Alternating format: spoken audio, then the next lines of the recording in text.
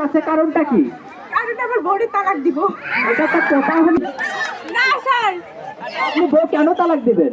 বউ রান্না করতে পারে না। এটা ওয়ালাইকুম সালাম। আপনার নাম কি? মোহাম্মদ আয়েশা খাতুন। আপনার স্বামীর নাম কি? মোহাম্মদ মোহাম্মদ সুমনা, তাই না? আপনার স্বামী যে অভিযোগ করছে আপনি রান্না করতে পারেন না, কথাটা সত্য? না, সত্য না। তাহলে স্বামীকে মিথ্যা অভিযোগ নিয়ে এসেছে? হ্যাঁ, মিথ্যা অভিযোগ নিয়ে এসেছে। স্বামী অন্য মেয়ের প্রেমে পড়ে গেছে।